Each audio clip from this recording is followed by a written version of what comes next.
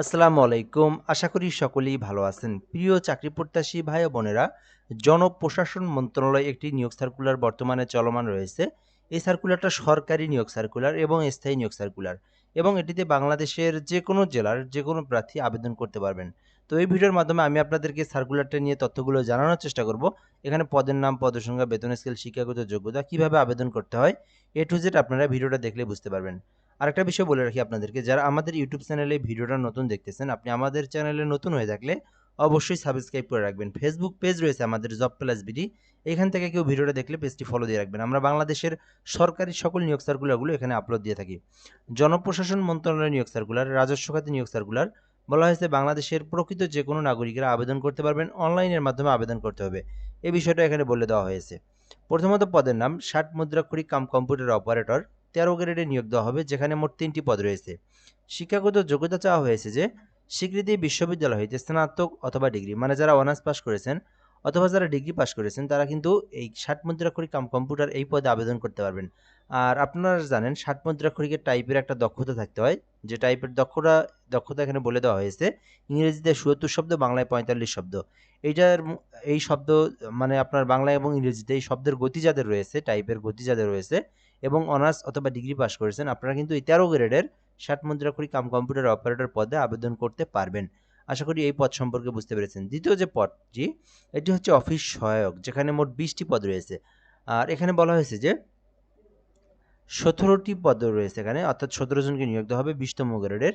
এটা কিন্তু গ্রেড, ঠিক আছে? আপনার অফিস সহায়ক 20তম গ্রেড, 17টি পদের সংখ্যা রয়েছে, যেখানে বলা হয়েছে কোনো স্বীকৃতি বোর্ড হইতে মাধ্যমিক স্কুল সার্টিফিকেট, যেটা হচ্ছে এসএসসি, এটাতে কিন্তু কোনো অভিজ্ঞতার প্রয়োজন নাই, কম্পিউটার জানারও প্রয়োজন নাই। জাস্ট এসএসসি পাস করেছেন যারা, তারা কিন্তু আবেদন করতে পারবেন। এবং পদের সংখ্যাটাও কিন্তু মোটামুটি অনেক বেশি, 17টি পদ রয়েছে। আপনারা চাইলে আবেদন করতে পারেন। তো এখানে 2টি পদ রয়েছে, যে যেটাতে ইচ্ছা সে সেটাতে আবেদন করতে পারবেন। এরপর বিষয় হচ্ছে কিভাবে অ্যাপ্লিকেশন করবেন এবং আবেদনের বিষয়গুলো এবং শেষ এবং শুরু। এই আবেদনটা বর্তমানে চলমান রয়েছে। আর আবেদন করতে যে বিষয়টা গুরুত্বপূর্ণ, 18 হতে 32 বছর পর্যন্ত আপনারা আবেদনটা করতে পারবেন। এরপর বিষয় বলে দেওয়া হয়েছে এখানে, এখানে আবেদনটা শুরু হয়েছে একদম মে মাসের 12 তারিখে, যেটা কিন্তু আর অল্প কিছুদিন সময় রয়েছে। এই জুন মাসের 4 তারিখ পর্যন্ত আবেদনটা করতে পারবেন। অর্থাৎ মে মাস শেষ, জুন মাসের 4/6/2026, 4 জুন বিকেল 4 ঘটিকা পর্যন্ত আবেদনটির সময়সীমা রয়েছে। এর মধ্যে আপনাদেরকে অবশ্যই আবেদনটা করতে হবে। এখন বিষয় হচ্ছে আপনারা কিভাবে আবেদনটা করবেন। তো যারা নিজেরা আবেদন করতে পারেন তারা কি করবেন, mopa@teletra.com, এই লিঙ্কটা দেখতে পারতেছেন। এই লিঙ্কটা আপনারা যেকোনো ব্রাউজারে গিয়ে সার্চ করলে কিন্তু আপনারা আবেদনের লিঙ্ক পেয়ে যাবেন। ওখান থেকে আপনার সকল তথ্যগুলো পূরণ করে আপনাকে আবেদনটা করতে হবে। আরেকটা বিষয় বলে রাখি, আমাদের একটা অনলাইন অ্যাপ্লিকেশন সার্ভিস পোর্টাল রয়েছে, যার মাধ্যমে আপনি ঘরে বসে থেকে আবেদন করে নিতে পারবেন। বাংলাদেশের সকল নিয়োগ সার্কুলারের আবেদন আপনি এই নাম্বারে যোগাযোগ করে নিতে পারেন।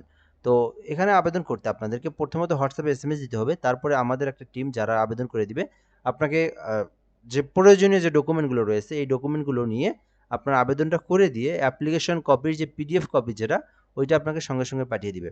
তো চাইলে যোগাযোগ করতে পারেন, এটা আমাদের একটা সার্ভিস, অনলাইন অ্যাপ্লিকেশন সার্ভিস। এরপর বিষয় হচ্ছে আপনারা যারা নিজেরা আবেদন করবেন তাদের কি প্রসেস। তো আপনারা এই লিঙ্কটা যখন আপনারা যে কোনো ব্রাউজারে গিয়ে সার্চ করবেন, তাহলে কিন্তু আপনার সামনে একটা ফর্ম চলে আসবে।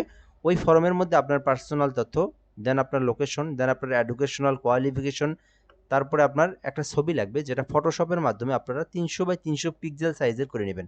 স্বাক্ষর লাগবে 300x80 পিক্সেল সাইজের করে নিয়ে জেপিজি আকারে সেভ দিয়ে তারপরে কিন্তু আপনারা ফর্মে কিন্তু আপনারা আপলোড করবেন ছবি এবং স্বাক্ষর। দেন সাবমিট দিবেন। সাবমিট দিলে আপনার অ্যাপ্লিকেশনটা হয়ে যাবে। তারপরে আপনাকে সরকারি ফি জমা দিতে হবে। এটা দেওয়ার প্রসেসটা বলে দিচ্ছি আমি এখান থেকে। এখানে 2টি পদ রয়েছে। প্রথম পদে হচ্ছে 112 টাকা লাগবে, যেটা হচ্ছে 13 গ্রেডের। এই যে প্রথম পদের জন্য 112 টাকা। দ্বিতীয় পদের জন্য 56 টাকা সরকারি ফি আপনাদেরকে পেমেন্ট করতে হবে, ঠিক আছে? এবং এটি করার প্রসেসটা হচ্ছে MOPA স্পেস ইউজার আইডি, দেন 16222 222 এই নাম্বারটা যেটা রয়েছে, এই যে এই নাম্বারটা, এই নাম্বারটাতে আপনারা সেন্ড করে দেবেন, ঠিক আছে? এটা কিন্তু টেলিটক সিমের একটা নাম্বার। এর পরবর্তীতে যখন আপনাকে একটা এসএমএস দেওয়া হবে, ওখানে একটা পিন নাম্বার পাবেন। আপনারা আবার পিন নাম্বার দিয়ে এই যে 16322 নাম্বার সেন্ড করে দিলেই আপনার আবেদনটা কিন্তু সাকসেসফুলি কমপ্লিট হয়ে যাবে।